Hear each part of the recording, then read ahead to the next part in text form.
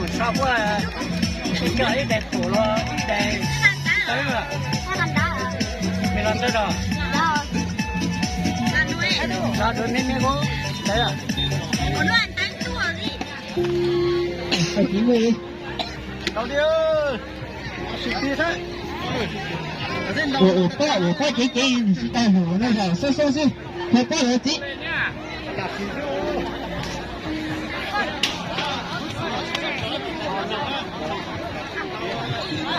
快给你哎你体验到还不抓领到哎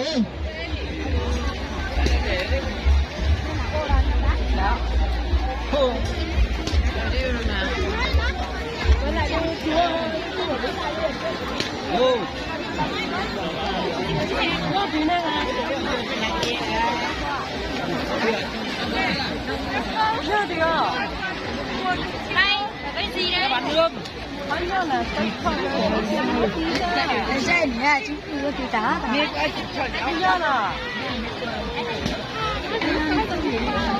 Mình nhớ tí số lại không? Tí số lại này kinh khủng. Yo.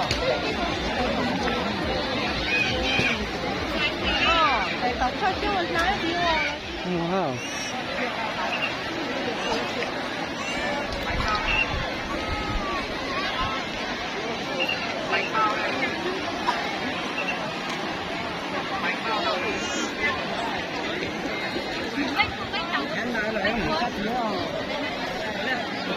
Ôi.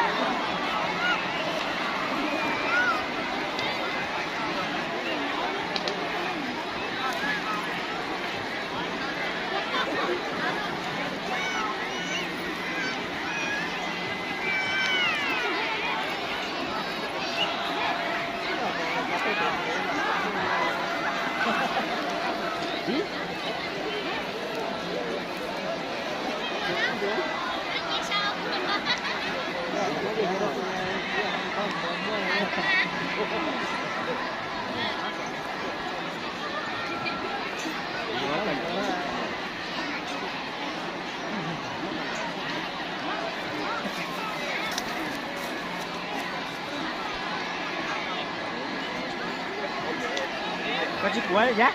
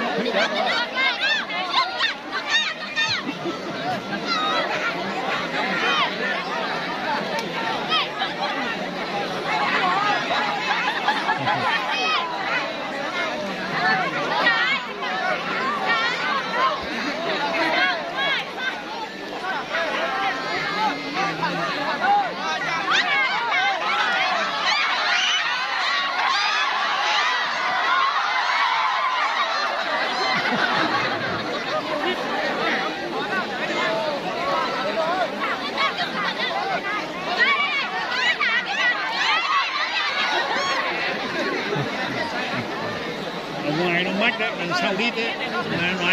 Nói quả bóng bay đây. Thu quả bóng bay lại.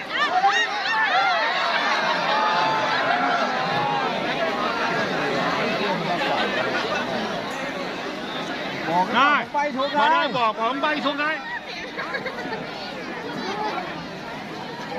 Alo.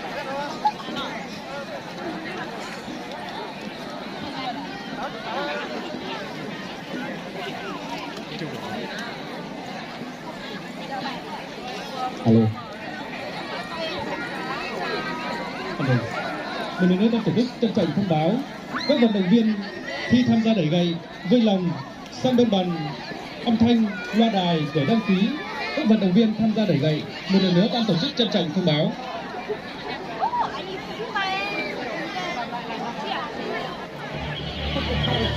Cái tay khôn nó cái bán đấy là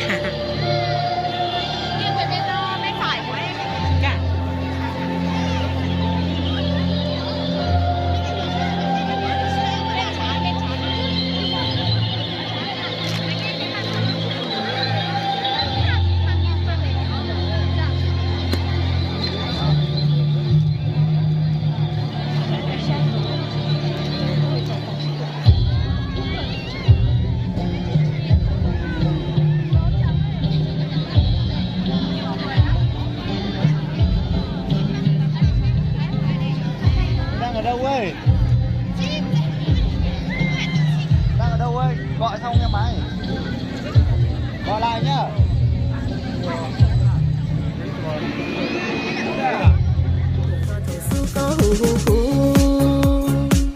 Có hai tiếng lu có hai tiếng gió tu vào yêu là có yuan rê nu nó cô lời yêu cho tre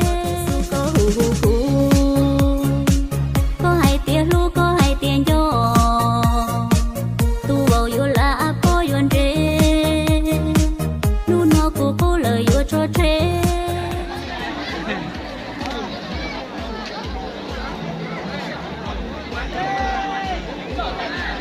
đầu cơ lo thế nào là đầu lo là cái gì nào cái gì nhau mà khó dê nó mình nhau trong tối đó cháu mà vô bị trốn bể qua ra nè rồi